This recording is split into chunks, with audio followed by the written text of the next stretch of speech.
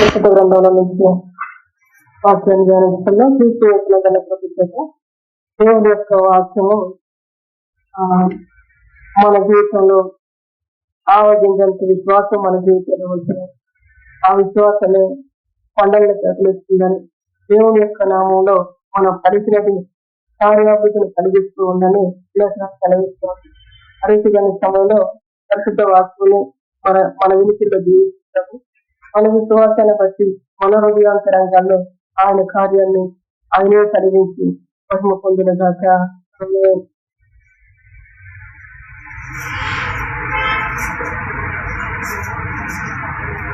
ప్రేమ కలిగిన దేవుని సన్నిధానంలో ఆయన కృపవంత కృపను మనం పొందుకుంటూ విశ్వాసము మన జీవితంలో రోజు రోజు కూడా ఎదిగేదిగా ఉండాలి.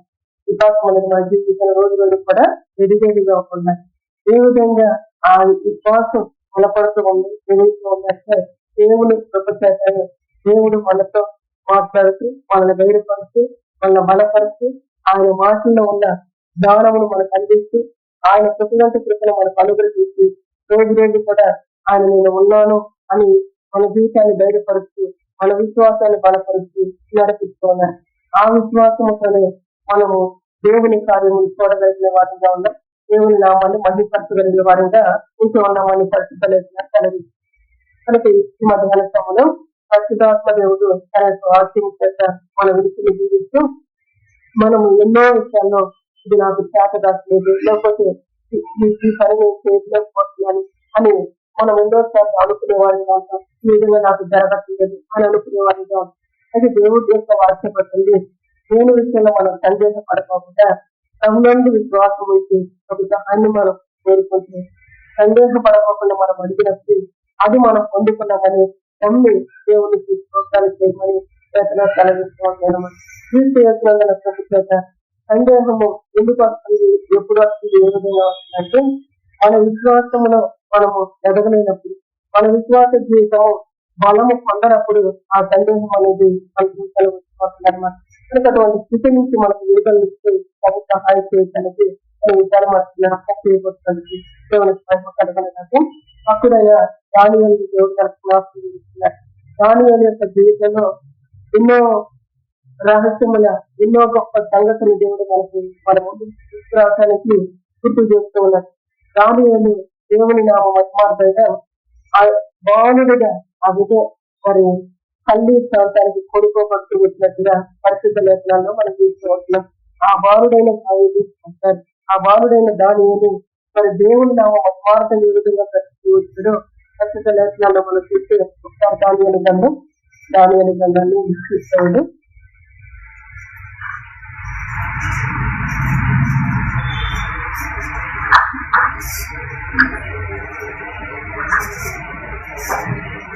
దానియేలు గ్రంథం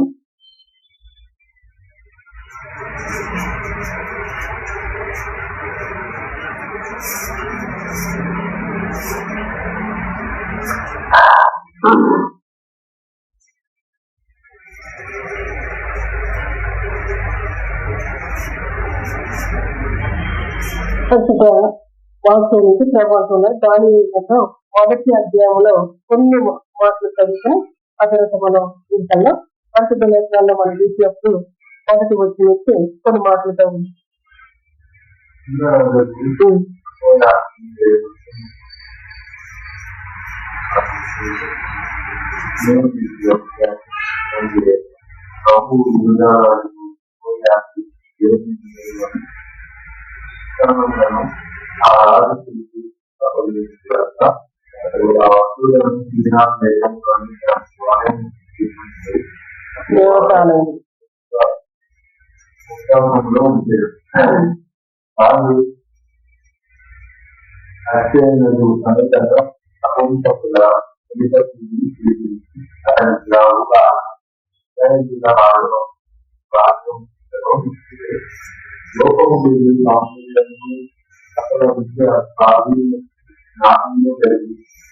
తత్వజ్ఞానము తెలిసిన వారే తగిన కొందరు బాలు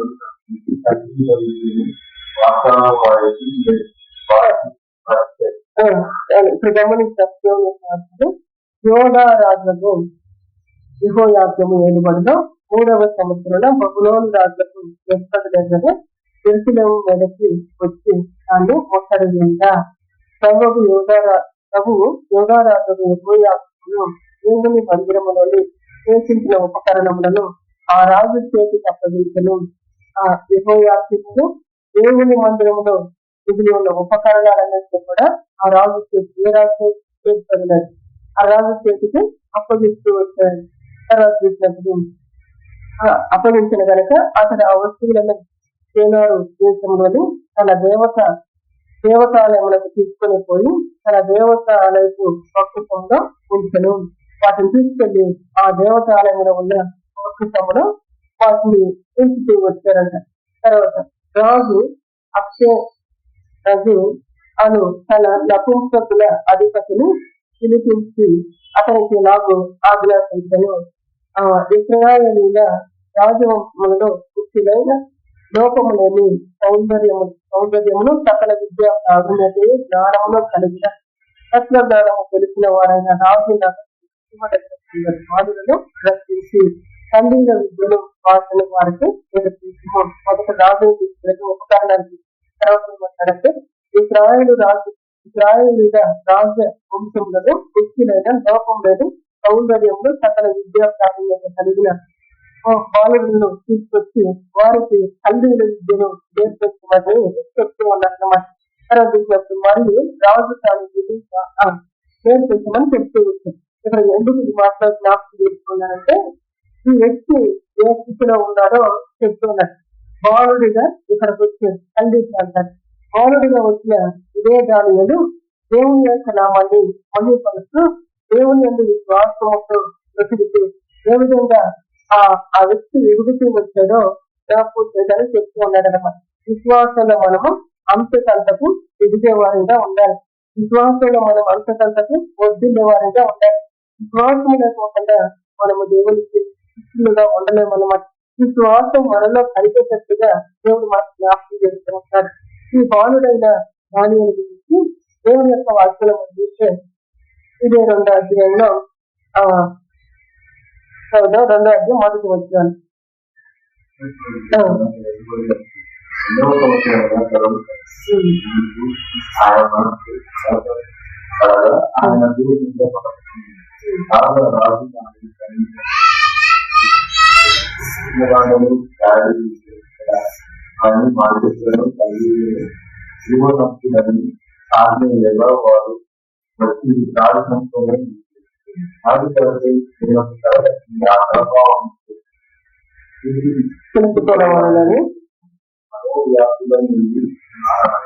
ఇక్కడ రాజు నెబుకద్నెజరు తన ఏలుబడి 2వ సంవత్సరంలో కలగలడు. ఆ కళను బట్టి అతనికి నిద్ర పట్టలేదంట. తర్వాత రాజు తాను కలిగిన కళను తనకు తెలియజేపుడంటే దారడి విద్య గల వారిని మార్చుకొని కల్దీలను పిలువనని అప్పుడని ఆగ్రహంగా వారు వచ్చి రాజు సముఖంగా పిలిచింది. రాజు వారితో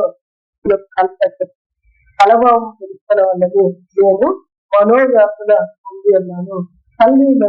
కల్దీలు సిరియా భాషతో ఇట్లనేది రాజు చిరకాలము జీవించిన కాక తమరి దాసులకు కళ చదివేది మేము దాని భావములు తెలియజేసడము. అప్పుడు రాజు నేను దానిని మరచిపోతుంది కానీ కళను దాని భావములు మీరు తెలియచేయని అనగా మీరు శుద్ధులుగా చేయబడుతుంది, ఈ ఇంట్లో ఎంత గొప్పగా చేయబడును అని రాజుగారు చెప్పుకున్నారు. కళ చెప్తే కలభావం ఇస్తారు. కానీ ఇక్కడ ఏం చేస్తున్నట్టు రాజుగారు కలగని కళ మర్చిపోయిందంట. ఆ కళను బట్టి మనోవ్యాకులత కలిగిన వ్యక్తిగా ఉన్నాడు. తర్వాత ఏం చేస్తున్నారంటే ఆ పట్టణంలో ఆ ప్రాంతంలో ఉన్న చెప్పిన దాంట్లో దారడి విద్యవాళ్ళు మార్పులు గ్రంథాలు తీసుకు వచ్చారు. చూసినప్పుడు వాళ్ళందరూ కూడా వచ్చి ఆ నీటికి నిలిచి చిరకాలము జీవించిన రాజుగారు మీరు సరైన కళలతో మాకు తెలియజేయండి, దాని భావాన్ని చెప్తామంటే రాజుగారు అంటున్నారు. నేను ఆ కళ మర్చుకొని ఆ కళ భావాన్ని నాకు చెప్పాలి.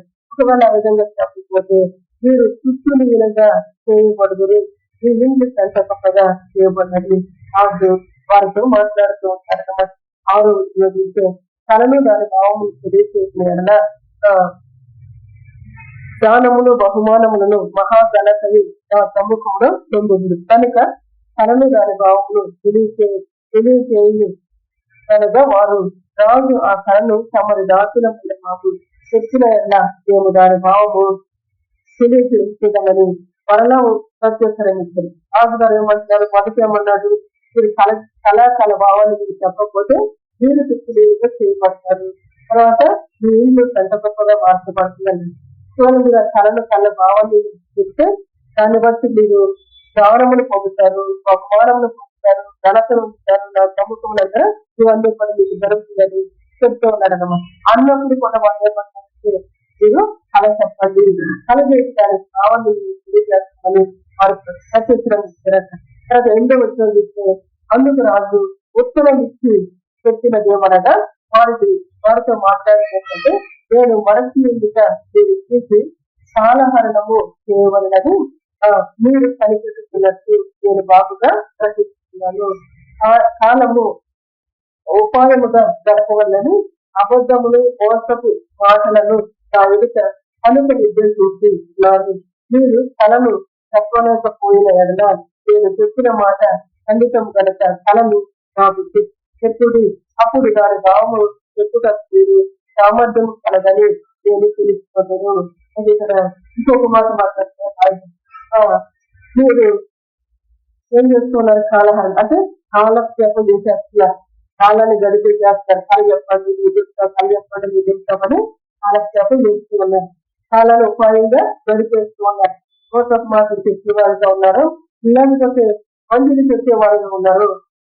ఏం తెలుసుకోవాలంటే ముందు కళంతో మీరు చెప్పండి, అప్పుడు మీ మీద ఏ మనుషులు రాజు అడిగిన సంగతి చెప్పగలరు, ఏం చక్రవర్తి అధికారులు చెప్పిన గారి యొక్కను గారడీ విద్య గల వారి యొక్కను కల్లీల యొక్కను ఇది సంగతి విచారింపలేదు. రాజు విచారించిన సంగతి బహు అసాధారణమైనది. దేవతని కాక వారెవరూ ఈ సంగతి తెలియగలరు. దేవతల నివాసములు శరీరుల మధ్య ఉండవు కదా. అందుకు రాజు కోపము తెచ్చుకుని అత్యాగ్రహము గలవాడై ప్రభులోని జ్ఞానులందరినీ సంహరింపవాలని ఆగ్రహించను. దేవతని దేవుని మాట దేవుని కృప చేత మనల్ని బలపరచడానికి కలిగిస్తూ ఉంటారు. రాజుగారు ఈ భూలోకంలో ఉన్న ఒక రాజు గారు ఆ మనిషి చెప్పేది నిజమా, ఆ మనిషి చెప్పేది సత్యమా అబద్ధమా అనేది తెలుసుకోవడానికి ఏం చేస్తున్నారంటే వాళ్ళని పరీక్షిస్తున్నారు. మొదట నేను కళ మీరు చెప్తే కళ యొక్క భావాన్ని కూడా మీరు చెప్తున్నారని నేను తెలుసుకుంటాను. మీరు కళ చెప్పకపోతే మీరు చెప్పే భావం కూడా ఏమీ చెప్పలేరు అన్నట్టు ఆయన వారితో మాట్లాడుతూ ఉంటారన్నమాట. అయితే వాళ్ళు ఏమంటున్నారంటే ఇది మరి భూమి మీద మీ మనుషులు కట్టాల్సింది కానీ దేవతలకు ఇది సాధ్యము, అయితే వారి భూమి మీద శరీరం మధ్య నివాసం ఉంటుంది కదా అని అంటున్నారు. అంటుంటే అప్పుడు రాజుగారికి బాగా కోపం వచ్చేసినట్ట అత్యాగ్రహుడై బొబులోని జ్ఞానులందరినీ సంహరింపవాలని ఆగ్రహించను. శిక్ష శాస్త్రము బయలుదేరటం వలన జ్ఞానులు చంపబడవలసి ఉండగా వారు దానియేలు అతని స్నేహితులను సంపదించరు. అయితే ఇక్కడ గమనించినప్పుడు శిక్ష శాస్త్రము బబులోను ఇతి శాస్త్రం బయలుదేరటం వలన జ్ఞానులు చంపబడవలసి ఉండగా వారు దానియేలును అతని స్నేహితులను సంపదించరు. అప్పుడు దానియేలు బబులోను నుండి జ్ఞానులను చంపుటకు బయలుదేరగా రాజు సంరక్షకుల అధిపతులకు అజేర్యోతు దగ్గరకు పోయి జ్ఞానయుక్తముగా మనవి చేశాను.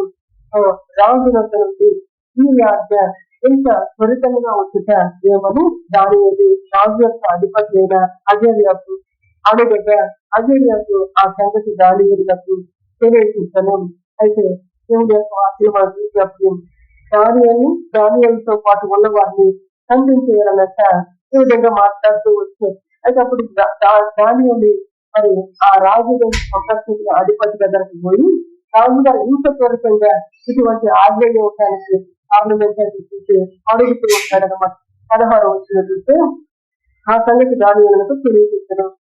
16వ వచనం చూస్తే అప్పుడు దానియేలు రాజు సన్నిధికి పోయి స్వప్న భావమును తెలియచెప్పుటది తనకు సహాయము దయచేయమని రాజును బతిమాలదు. ఇక్కడ గమనించినప్పుడు దానియేలు రాజు సన్నిధికి పోయి స్వప్న భావాలను తెలియచేపట్టే తనకు సహాయం దయచేయమని సమయమును దయచేయమని రాజును ప్రతిమాలను ఇప్పుడు గమనించినప్పుడు దేవుడు మాటలు మన జీవితంలో మనం నేర్చుకున్న సత్యాన్ని దేవుడు మనకు నేర్పిస్తూ దేవుని యొక్క నేత్రాలను మనం పంపిస్తూ మనము దేవుని దగ్గర కనిపెట్టుకునే వారిగా ఉండాలి. సంబరపడే వారిగా మనం కనిపెట్టుకునే వారిగా ఉండాలి. దాని నుంచి మనం నేర్చుకోవటానికే చెప్తూ ఉంటున్నాడు. మనం విశ్వాసంలో స్థిరపడాలి అంటే దేవుని మాటలు వినే తర్వాత ఆ మాటను బట్టి మనం కనిపెట్టుకునే వారిగా ఉండాలి. ఆ మాటను బట్టి మనం కనిపెట్టుకునేట అందరూ పడిపోతూ ఉన్నాం అనుకోండి. అందరూ పడిపోతూ ఉన్నప్పుడు అప్పుడు ఏం జరిగింది? ఇప్పుడు తొందరపడి ఏం చేస్తూ ఉన్నారు? మాట్లాడుతూ ఉంటారు అన్నమాట. ఆ మాటను బట్టి రాజుగారికి ఏం వస్తుంది? కాంప్లెక్స్ వైపు వాళ్ళు మాట్లాడే మాటలు రాజుగారు ఏం చేస్తూ ఉన్నారంటే సమయం అడుగుతున్నారు. అంటే కనిపెడుతూ ఉన్నారు. కనిపెట్టడానికి సమయం అడుగుతూ ఉన్నారు. దేనికి మహిమ కలుగునుగా మంచి దేవుడిగా మన జీవితాన్ని ఆయన ఆశీర్వదించడానికి మనకు ఆత్మ జ్ఞానాన్ని అనుగ్రహించడానికి చూస్తున్నాడు. దేవుడు ఒక మాట మనకు ఇచ్చేయడం, ఆ మాటని బట్టి దేవుడి దగ్గర మనం కనిపెట్టాలి. కనిపెట్టినప్పుడు దేవుడు ఏం చేస్తాడంటే తగిన సమయం ఉంది ఆ మాట యొక్క భావాన్ని, తగిన సమయం ఉంది ఆ మాట యొక్క అర్థాన్ని, తగిన సమయం ఉంది ఆ మాట చేసే కార్యాన్ని ఆయన చేసే దేవుడిగా ఉన్నాడన్నమాట. కనుక దేవుని ఇంటికి వచ్చిన మన జీవితాన్ని దేవుని నామ మహిమార్థంగా ప్రకటించడానికి మనం విశ్వాసాన్ని స్థిరపడటానికి చెప్తూ ఉన్నాడు. వీళ్ళందరూ కూడా వాళ్ళు కలగెత్తు కలభావం చెప్తాం అంటారు. కానీ దాని వ్యక్తి మాత్రం సమయాన్ని అడుగుతూ ఇచ్చాడంట. తర్వాత ఇచ్చినప్పుడు 17వ వచనం అప్పుడు దానియందు తన ఇంటికి పోయి తన స్నేహితులైన ఆనందయాలు మిఖాయేలు తట్లు అజర్యాలు సంగతి తెలియజేసి తానుగా తన స్నేహితులను బహుళంలో తక్కిన దానులతో కూడా దర్శింపకుంటున్నట్టు ఆ కళ యొక్క మర్మము విషయములో పరలోకమందుల దేవుని వలన కటాక్షము పొందు నిమిత్తము ఆయనను వేడుకొనడని వారిని హెచ్చరించను. హల్లెలూయా. దేవుని యొక్క వాక్యంలో గమనించాం. విశ్వాసంలో మనం రుచిని ఒక కనెక్ట్ చెప్తూ విశ్వాసంలో మనం పడిపోకుండా, విశ్వాసంలో మనం జారిపోకుండా వృద్ధి అవడానికి ప్రయత్నం చేస్తున్నాడు దేవుడి సంగతి. బాలుడుగా వచ్చాడు దాని వచ్చిన ఈ బాలుడు ఎదుగుతూ ఉంటాయిగా ఈ బాలుడి యొక్క జ్ఞానాన్ని లేకపోతే ఈ బాలుడి యొక్క వృద్ధిని చేసి తోటి వారు ఏం చేస్తున్నారు? ఆ దానితో ఉన్న ప్రేమికులు కంప్లీట్ చేయాలి అనే ఆలోచన కలిగి ఉన్నారు. దేవుని యొక్క వాక్యం కూడా మనం వింటూ నేర్చుకుంటూ ఉన్నప్పుడు, జ్ఞానం పొందుతూ ఉన్నప్పుడు శిష్యుడు ఏం చేస్తూ ఉంటారంటే ఎవరు మీకు పొందు తెలియాలి అంటే అదే సమయంలో మనసులో ఏం చేస్తూ ఉంటుందంటే సత్యం చేస్తూ ఉంటుంది. అదే సమయంలో మనసులో ఏం చేస్తూ ఉంటుంది? సంశయిస్తూ ఉంటారు. ఇన్ని ప్రయత్నాలు చేస్తూ ఉంటుంది అపవాది. కనుక ఆ అపవాది ప్రయత్నాలన్నీ ఎరుగుతూ జాగ్రత్తగా అపవాది అస్త్రాలను ఎరుగుతూ దేవుని కృప పొందడానికి మనం ఏం చేయాలంటే దేవుని యొక్క వాక్యాన్ని కనిపెట్టుకునే వారికి దేవుడు కృప దొరుకుతుంది అంటారు. కనిపెట్టుకోవాలి. అందరూ పడటం వల్ల ఏం జరుగుతుంది? రాజుగారి కోపం ఎక్కువైపోతుంది. రాజుగారి ఆగ్రహం పడిపోతుంది. మరి దుష్టుడు ఇంకా ప్రయత్నాలు చేసుకోవాలి. కనుక దేవుని ఇంటికి వచ్చిన మన జీవితాన్ని విలువగా బ్రతికించడానికి, నమ్మకంగా బ్రతికించడానికి చెప్తూ ఉన్నారు. చేసిన చేత మనం ధన్యులం అవటానికి దేవుని మాటలు మనం వినిన తర్వాత విన్న దాని కొరకు సమయం ఉంది, కాలం ఉంది అని మనము కనిపెట్టుకునే వారంగా ఉంది. లేకపోతే అది మనకు అర్థం కాలేదు కనిపెట్టుకునే వారంగా ఉంది. సమయంలో కనిపెట్టుకునే వారంగా ఉంది. ఆ విధంగా ఉన్నప్పుడు ఏం చేస్తూ ఉన్నామంటే ఎవరైతే కనిపెడుతూ ఉన్నారో వారు దేవుని ధైర్యం పొంది, దేవుని కటాక్షణ పొంది, దేవుని యొక్క కృపను పొందుతున్నారు. కనిపెట్టుకోకుండా తొందరపడి పనిచేస్తే తప్పు చేసి చేస్తాం. కనుక ఆ విధంగా ఉండకోకుండా జాగ్రత్త పడటానికి, విశ్వాసములు వృద్ధి అవటానికి చేస్తూ ఉన్నారు. వాళ్ళందరూ కూడా అడుగుతూ ఉన్నారు. అది దాని అడిగినట్లయితే సమయం ఎందుకు? కనిపెట్టడానికి. దేవునికి మహిమ కలిగినగా కలిగిస్తూ ఉన్నాయి. ఇశ్రాయేలు నా వద్ద కనిపెట్టండి, మీకు అప్పుడు మీకు కృప దొరుకును. దేవునికి మహిమ కలిగినగా భక్తులంటున్న దావీదు భక్తుడు నేను యెహోవా యొక్క సహనముతో కనిపెట్టాను. అప్పుడు ఆయన నా పాదములు ఎదుట గల దొంగ ఊదుల నుంచి లేవనెత్తి క్రీస్తు బండ మీద వినండి, కొండ మీద నిలబెట్టి అని చెప్తూ ఉంటాడనమాట. కనుక మనం కనిపెట్టడం వలన ఎంతో ప్రయోజనం, ఎంతో ప్రయోజనం, ఎంతో మేలు మనకు జరుగుతూ ఉంటుంది అన్నమాట. అటువంటి జీవితాన్ని కలిగి ఇక్కడ దానిలో ఉన్నాడు. అయితే మిగిలిన వారు ఎట్లా ఉన్నారంటే కొందరు ఆలోచన చేసి లేకపోతే కాలహరణం చేస్తూ ఉపాయకరంగా కాలాన్ని గడిపేస్తూ ఉన్నట్లుగా పరిస్థితుల్లో మనం చూస్తూ ఉంటున్నాం. ఇక్కడ దానియేలు ఇంటికి పోయి కానీ తన స్నేహితులతో కూడా ఈ విషయాన్ని చెప్పి మనము ఈ కళ గురించి మన దేవుడి దగ్గర ప్రార్థన చేద్దాం.